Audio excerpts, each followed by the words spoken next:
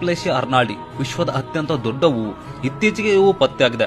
1818ರಲ್ಲಿ TS. ರಾಫೆಲ್ಸ್ ಮತ್ತು J. Arnold ದಟ್ಟ ಕಾಡುಗಳಲ್ಲಿ ಹೋಗುವಾಗ ಈ ಹೂವು ಮೊದಲನೇದಾಗಿ ಪತ್ತೆಯಾಗುತ್ತದೆ. ಪ್ರಪಂಚದಲ್ಲಿರುವ ಹೂಗಳಿಗಿಂತ ಇದು ಭಿನ್ನವಾಗಿರುವುದರಿಂದ ಸಸ್ಯಶಾಸ್ತ್ರಜ್ಞರಿಗೆ ಈ ವಿಷಯ ತಿಳಿಸುತ್ತಾರೆ. ರಾಬರ್ಟ್ ಬ್ರೌನ್ ಎಂಬ ಸಸ್ಯಶಾಸ್ತ್ರಜ್ಞ ಈ ಹೂವಿಗೆ ಮೊದಲನೇದಾಗಿ ರಾಪ್ಲೇಶಿಯಾ ಅರ್ನಾಲ್ಡಿ ಎಂಬ ಹೆಸರನ್ನು ಇಡ್ತಾನೆ. ಯಾಕಂದ್ರೆ ಈ ಹೂವು ಪತ್ತೆಯಾಗಿದ್ದು ಇವರಿಬ್ಬರಿಂದ, ಇವರ ನೆನಪಿಗಾಗಿ. ಈ ಹೂವು ಯಾಕೆ ಅಪರೂಪ ಗೊತ್ತಾ? ಬೇರೆ ಹೂಗಳಿಗಿಂತ ಗಾತ್ರದಲ್ಲಿ ದೊಡ್ಡದಿರುತ್ತದೆ. 3 ಅಡಿ ಅಗಲ ಹಾಗೆ 11 ಕೆಜಿ ತೂಕವನ್ನು ಹೊಂದಿರುತ್ತದೆ. ಈ ಹೂವು ನೋಡೋದಕ್ಕೆ ಮಾತ್ರ ಸುಂದರವಾಗಿ ಕಾಣುತ್ತದೆ.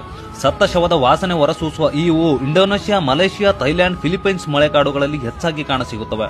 ಅಪರೂಪವಾಗಿ ಬೆಳೆಯುವ ಈ ಹೂವು ಮುಗ್ಗಿನ ಬೆಳವಣಿಗೆಗೆ ಸುಮಾರು 188 ದಿನಗಳನ್ನು ಹಾಗೆ ಹೂವು ಬಿಡಲು ಸುಮಾರು 310 ದಿನಗಳನ್ನು ತೆಗೆದುಕೊಳ್ಳುತ್ತದೆ. ಹೂವು ಸಂಪೂರ್ಣವಾಗಿ ಅರಳಿದ 5-6 ದಿನಗಳಲ್ಲೇ ಬಾಡಿ ಹೋಗುತ್ತದೆ. ಇದರಿಂದಾಗಿ ಈ ಹೂವು ಪತ್ತೆ ಹಚ್ಚಲು ಕಷ್ಟಕರವಾಗುತ್ತದೆ. ಇದು ರಾಪ್ಲೇಶಿಯಾ ಅರ್ನಾಲ್ಡಿ ವಿಶ್ವದ ಅತ್ಯಂತ ದೊಡ್ಡ ಹೂವು. ಇತ್ತೀಚೆಗೆ ಇವು ಪತ್ತೆಯಾಗಿದೆ. 1818ರಲ್ಲಿ ಟಿ.ಎಸ್. ರಾಫೆಲ್ಸ್ ಮತ್ತು ಜೆ. ಅರ್ನಾಲ್ಡ್ ದಟ್ಟ ಕಾಡುಗಳಲ್ಲಿ ಹೋಗುವಾಗ ಈ ಹೂವು ಮೊದಲನೇದಾಗಿ ಪತ್ತೆಯಾಗುತ್ತದೆ. ಪ್ರಪಂಚದಲ್ಲಿರುವ ಹೂಗಳಿಗಿಂತ ಇದು ಭಿನ್ನವಾಗಿರುವುದರಿಂದ ಸಸ್ಯಶಾಸ್ತ್ರಜ್ಞರಿಗೆ ಈ ವಿಷಯ ತಿಳಿಸುತ್ತಾರೆ. ರಾಬರ್ಟ್ ಬ್ರೌನ್ ಎಂಬ ಸಸ್ಯಶಾಸ್ತ್ರಜ್ಞ ಈ ಹೂವಿಗೆ ಮೊದಲನೇದಾಗಿ ರಾಪ್ಲೇಶಿಯಾ ಅರ್ನಾಲ್ಡಿ ಎಂಬ ಹೆಸರನ್ನು ಇಡ್ತಾನೆ. ಯಾಕಂದ್ರೆ ಈ ಹೂವು ಪತ್ತೆಯಾಗಿದ್ದು ಇವರಿಬ್ಬರಿಂದ, ಇವರ ನೆನಪಿಗಾಗಿ.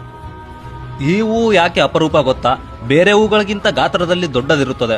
3 ಅಡಿ ಅಗಲ ಹಾಗೆ 11 ಕೆಜಿ ತೂಕವನ್ನು ಹೊಂದಿರುತ್ತದೆ.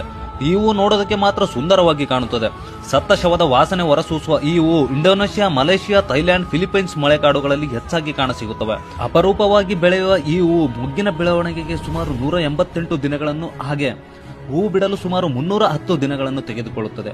ಹೂವು ಸಂಪೂರ್ಣವಾಗಿ ಅರಳಿದ 5-6 ದಿನಗಳಲ್ಲೇ ಬಾಡಿ ಹೋಗುತ್ತದೆ. ಇದರಿಂದಾಗಿ ಈ ಹೂವು ಪತ್ತೆ ಹಚ್ಚಲು ಕಷ್ಟಕರವಾಗುತ್ತದೆ.